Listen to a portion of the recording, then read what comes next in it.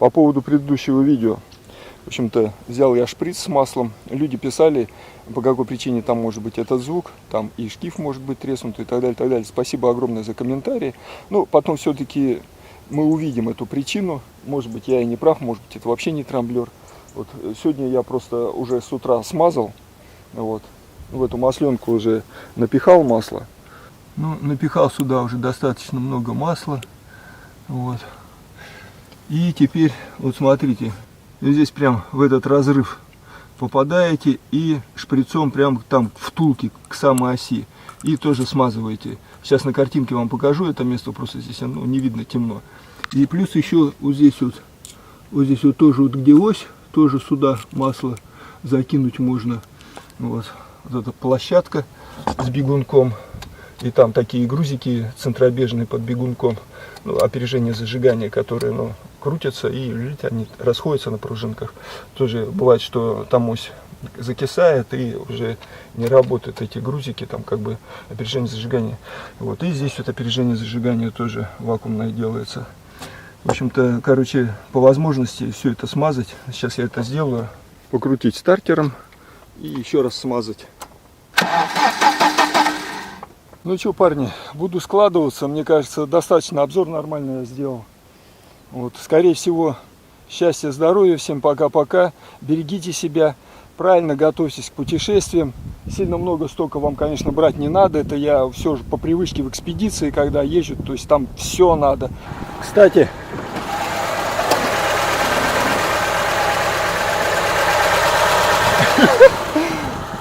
звука нету этого, да?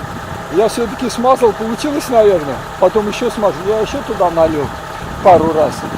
Звука нету, парни, пропал звук.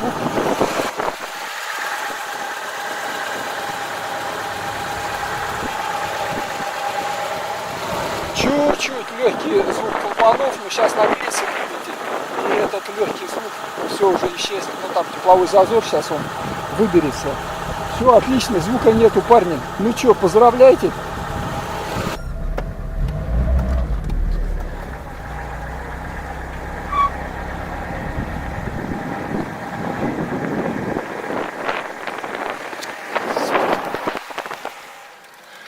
Блин, я прям радостный даже.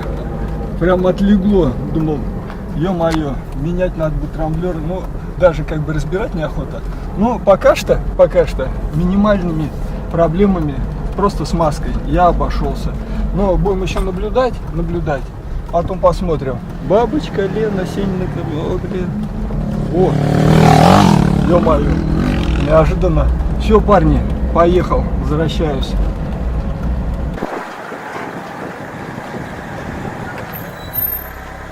Представляете, как Нива может проезжать? Ну, сейчас вам покажу, как я там проехал.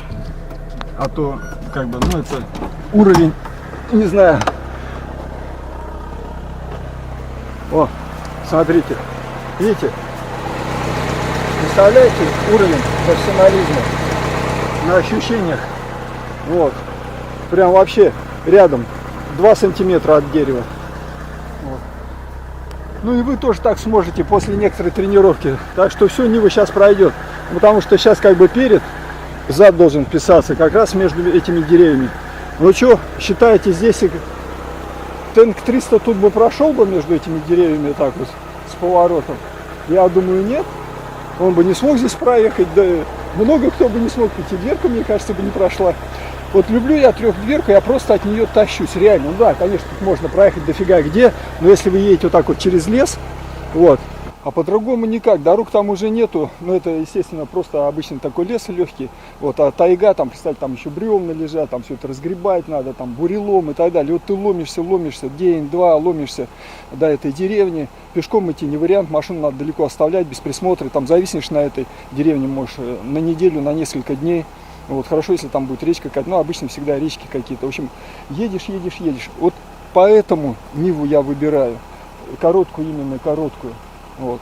Но я об этом буду еще рассказывать. И я еще хотел сказать, что все-таки сибирская тайга, это не вот этот вот лес. Здесь я просто едешь вообще без проблем. Ну, правда, здесь если горы, то это капец. Вот. Ну, в лесу, в общем, короче, это такой кайф. Нива 3D, вы себе просто не представляете. Так, ну что, приезжаем. И я еще тянул резину. Так и не появился звук. Все, видите, элементарно. Просто оказалось, надо было просто смазать, парни. Все, едем. Но зеркала, не знаю, может быть, коснуться. Нет, но я, видите, специально побольше взял вправо. Короче, пробуем. А то, может, похвалился, а сам и не проеду, нифига. Понты. Сейчас загнул понты только, да? Давайте смотреть. Все, потихонечку. Оп, ручничок. И погнали. Вот. Хорошо. Все. Там еще, видите, дерево тоже. То есть, получается, сейчас покажу. Блин, я тут не вылезу. Ну, в общем, короче, то дерево тоже супер притирка. На, сейчас вылезу через эту дверь. Это, парни, Нива. То есть я взял и вылез спокойно через эту дверь. Вышел. Вот. Ну, здесь, да, здесь и большой зазор, в принципе. Но все равно достаточно сложно, согласитесь, да? Все-таки это, ну, блин, не хухры-мухры. Вот. И как бы я сейчас тут на другой машине здесь бы пролазил, если бы тут тумбочка такая была бы. Так что все нормально. Сейчас будем смотреть, как я проезжаю.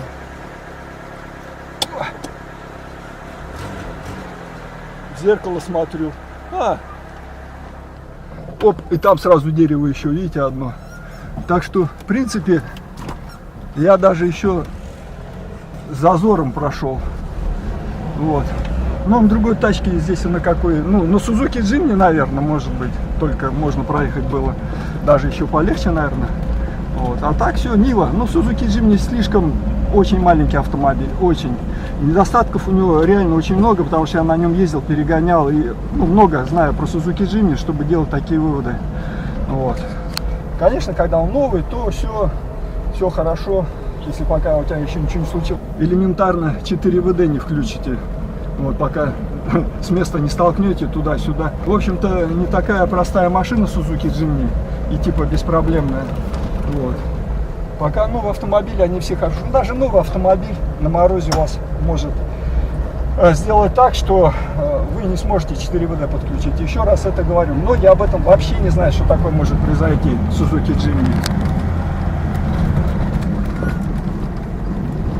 Но это не важно, это не такой косяк, чтобы за него переживать. В Suzuki Jimny можно все это на механические хабы поменять, вот, вместо пневматических. Это как бы без проблем. Но там есть и других целая куча недостатков. За такие деньги, за которые он стоит, нету смысла эти недостатки терпеть. И самое главное, нету смысла ради чего это все терпеть. Ну, то есть в Suzuki Jimny нет ничего того, из-за чего бы путешественники могли его покупать. Вот, я имею в виду вместо Нивы. Ну что, шприц с маслом у меня под рукой. Ну что, парни, девушки, женщины, мужчины, суровые сибирские мужики, я поездил еще. Здесь я смазал возле рынка. Звук не появляется. То есть мы экспериментальным путем выяснили, что этой масленки одной недостаточно. Причем еще кто не смотрел предыдущее видео, эта масленка может быть даже без сквозного канала. Есть корпуса у трамблеров, уже таких вот 213 бесконтактных, где масленка это не работает, то есть туда масло не попадет. Но вот в данном случае, наверное, все-таки попадает, потому что масло куда-то уходит, ну, может, мне так кажется. В общем, неважно. Вы теперь знаете точно, и я теперь знаю точно, ну, хотя я в предыдущем видео тоже хотел это сделать, но у меня не было шприца с иголкой, я бы смазал. В общем, после того, как в этих двух местах я смазал маслом, да, пару раз прокрутил, проблема исчезла. То есть звук, все, нету звука этого страшного. Вот, так что не паникуйте, делайте так, как я вам показал, смазывать в этих местах. Причем именно такие трамблеры не предусмотрена смазка у них. Вот, только ВАЗ-2721 там предусмотрено в инструкции есть смазывать. А с такими трамблерами я что-то не увидел. Нету такой, только здесь вот, в этом месте масленка и все. Даже многие там пишут и на сайтах, и в ютубе говорят, что как бы не предусмотрена смазка. Вот видите, я сделал тогда, получается, открытие. Ну, по крайней мере, я в ютубе не нашел. Это одно такое видео мое, где вот я смазал, и этот звук исчез. В общем-то, в принципе, даже мне профилактику делать не надо. Сейчас трамблер снимать, там чистить, шкурить и так далее, смазывать. Ну, честно сказать, мне лень это делать. Понты не буду гнуть, сразу говорю. Ну, что там, типа, я какой-то супер крутой водитель, не вово, там слежу за машиной, вытираю ее, там с утра до вечера мажу, там шприцу, еще что-то. Я все делаю, честно скажу, по мере необходимости. Вот появилась проблема, я ее решил. И причем, видели, да, как я ее решил? Решил ее самым простым способом. Вот если бы она не решилась, тогда бы я вытаскивал уже трамблер, бы снимал бы и так далее. То есть я еще 3, 4, 5 раз помажу, звуки не будут появляться, все будет нормально работать, что я туда полезу. Вы можете снять, сделать профилактику, поставить на место. То есть как бы это не проблема. Это дело лично каждого. Вот. Но самое главное, я вам показал, как эта проблема решается на практике. А то человек, я там видео посмотрел уже, но после того, как свое видео снял, предыдущее, залез там, много-много всего пересмотрел. Там приехал на СТО парень с таким же звуком точно. Вот. И ему поменяли помпу, поменяли генератор новый, и звук не уходит, тут еще что-то делали, звук не исчезает. Потом уже догадались, поменяли трамблер, и звук исчез. И все, он с новым трамблером, счастливый. Так что вы уже теперь точно знаете, что надо делать. Просто в этих 2 местах несколько грамм масла, и проблема решается за 5 минут. Я думаю, это видео было полезно для вас. Пишите комментарии. Счастья, здоровья, до свидания. И смотрите обязательно предыдущее видео, чтобы полностью всю историю знать.